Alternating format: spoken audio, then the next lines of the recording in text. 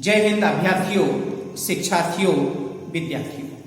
मित्रों, पिछले वीडियो में आपने NCERT के विषय में पढ़ा था। आज मैं आपको NCTE के विषय में बताने जा रहा हूं। मेरा नाम सुरेंद्र कुमार सोनी है। मैं प्राचार्य पद पर कार्यरत हूं। DLED 4th सेमेस्टर के अंतर्गत विषय एजुकेशनल मैनेजमेंट के अंतर्गत आज हम प्रारंभिक शिक्षा के विकास के विषय में पढ़ेंगे। यह विषय परीक्षा की दृष्टि से बहुत ही महत्वपूर्ण है। अक्सर देखा जाता है कि इस विषय पर बहुत सारे प्रश्न विभिन्न प्रकार की प्रतिस्पर्धाओं में पूछे गए हैं। आओ मिलकर के इसका अध्ययन करें। पृष्ठभूमि, प्रारंभिक शिक्षा का विकास माने शिक्षा का संसार। शिक्षा कब से प्रारंभ होती है? आपने सुना ही होगा, आपने देखा भी होगा। विश्व की प्रसिद्ध मैगजीन टाइम्स ने एक सर्वे किया था। उस सर्वे में यह शर्त थी कि विश्व में सबसे अधिक बोले जाने वाला शब्द कौन सा है। सर्वे से पता चला कि विश्व में सबसे अधिक बोले जाने वाला जो शब्द है वो है मां।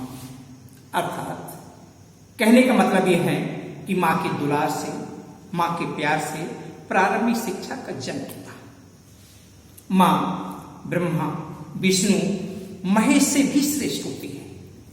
मां के द्वारा ही शिक्षा की नींव रखी जाती है और उस शिक्षा की नींव के आधार पर विद्यार्थी निरंतर विभिन्न प्रकार के शिक्षा के नए नए आयामों को छूने की कोशिश करता है। प्रारंभिक शिक्षा का विकास, जैसा कि बोर्ड में लिखा है, यूनिवर्सल प्राइमरी एजुकेशन। बहुत सारे बच्चों ने यह डिमांड की थी कि सर इसका वर्गीकरण थोड़ा सा बताने की कोशिश करें। उस वर्गीकरण के अंतर्गत शिक्षा का संसार लेकर के मैं उपस्थित हूँ। सिर्फ राष्ट्रीय शिक्षा का संसार जो हमारे देश पर आच्छादित है, नंबर 1 पर है राष्ट्रीय स्तर पर। राष्ट्रीय स्तर पर जो एजेंसियां काम करती हैं वो महत्वपूर्ण एजेंसी है NCERT और NCTE। यूनिवर्सल ग्रांट कमीशन भी है, NIOS भी है और विभिन्न प्रकार की संस्था है। लेकिन जो महत्वपूर्ण संस्था है NCERT, जो पिछली बार पढ़ा दिया है, और NCTE के विषय में पढ़ाने जा रहा है। दूसरा है राज्य स्तर पर।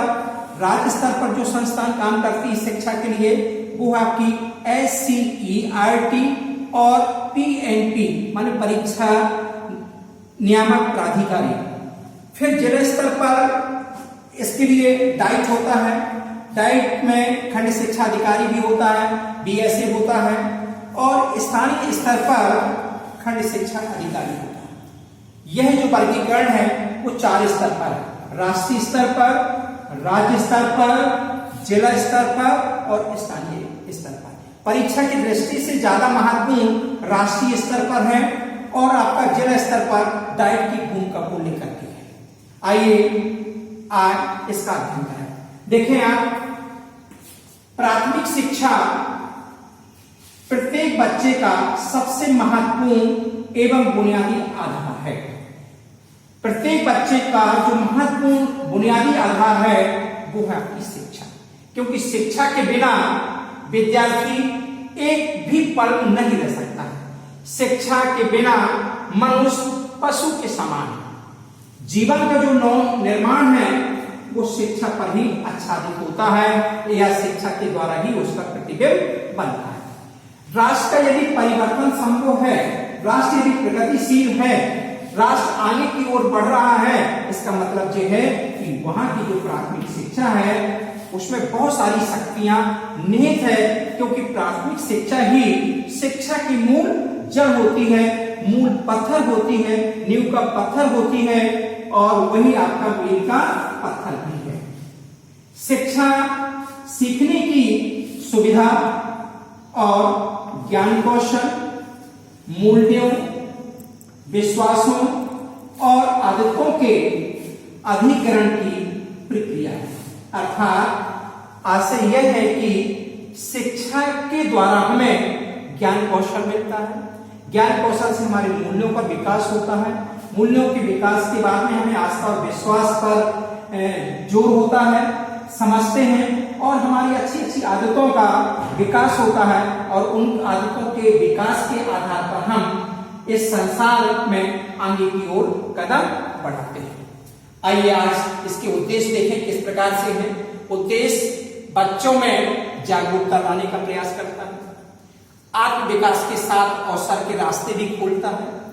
तीसरा पॉइंट है कल्याण एवं समाज का नवनिर्माण करता है।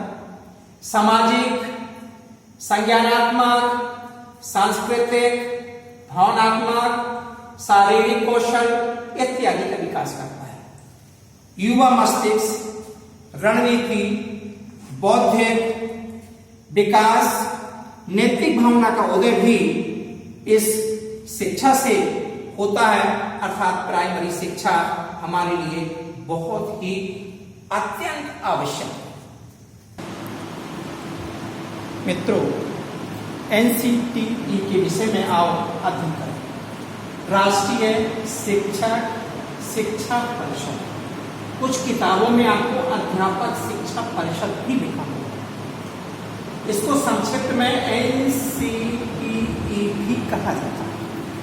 राष्ट्रीय शिक्षा नीति 1986 के अंतर्गत या 1986 के अनुशंसा के आधार पर राष्ट्रीय शिक्षा परिषद 1993 में एक प्रस्ताव पारित हुआ कि शिक्षा के क्षेत्र में अध्यापक शिक्षा परिषद का गठन किया जाए।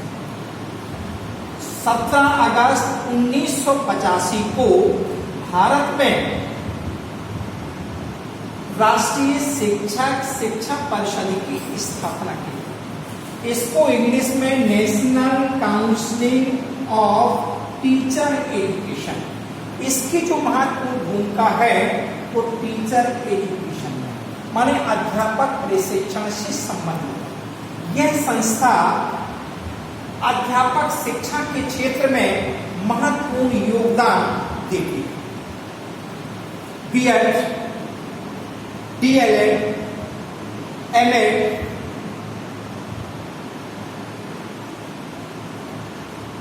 बीपीएड, एमपीएड इत्यादि के माध्यम से शिक्षक शिक्षा को प्रशिक्षण करने का प्रयास करते हैं। इस संस्थान के जो अध्यक्ष हैं वो हैं आपके मोहम्मद अख्तर सिद्दीकी जी। इसका जो मुख्यालय है वो आपका नई दिल्ली पर स्थित है। क्षेत्रीय कार्यालयों का गठन 6/1/1986 में भोपाल, भुवनेश्वर, बंगलुरु, जयपुर में स्थापित। इस परिषद का जो मूल मंत्र है वो गुरु तमो धाम, एक नीति वाक्य है जो यह सिद्ध करता है कि यह परिषद गुरुओं का धाम है, यह गुरुओं का निवास स्थल है। इसका जो मुख्य मिशन है वो है पारदर्शी, सहसमय, परेशानी मुक्त प्रक्रियाओं के माध्यम से अधिनियम के तहत कार्य करना। यह अधिनियम बेसिक के आधार पर 100% भारत सरकार का संवैधानिक निकाय है जो शिक्षा के क्षेत्र में महत्वपूर्ण काम करता है। इसकी जो महत्वपूर्ण एक योजना है जो परीक्षा की दृष्टि से बहुत ही महत्वपूर्ण है, इस योजना का नाम है प्रोजेक्ट लाइट हाउस। इसके अंतर्गत प्रोजेक्ट लाइट हाउस के अंतर्गत 700 संस्थानों को विशेष पुरस्कार दिया जाएगा या विशेष नाम से नामित किया जाएगा जो संस्थान शिक्षा के क्षेत्र में उत्कृष्ट प्रदर्शन करेंगे। अध्यापक शिक्षा संस्थान 700 संस्थानों को चुना जाएगा। किसके लिए चुना जाएगा? गुणवत्तापूर्ण शिक्षण संस्थानों की पहचान के लिए ये आपका प्रोजेक्ट लाइट हाउस दिया जाएगा या उसके अंतर्गत 700 संस्थानों को चुना जाएगा। इस परिषद का जो मुख्य उद्देश्य है वो है अध्यापक शिक्षा में गुणवत्ता के लिए। अध्यापक शिक्षा का मतलब जो है कि शिक्षा अध्यापक ग्रहण कर लेता है, लेकिन अध्यापक को प्रशिक्षित होना भी जरूरी है, क्योंकि प्रशिक्षित होने के बाद जब वो कक्षा में जाता है तो वो विशेष तौर पर अभ्यर्थियों पर अपनी विधियों के अनुसार अपने प्रशिक्षण के आधार पर उन्नत शिक्षा देने का प्रयास करता है।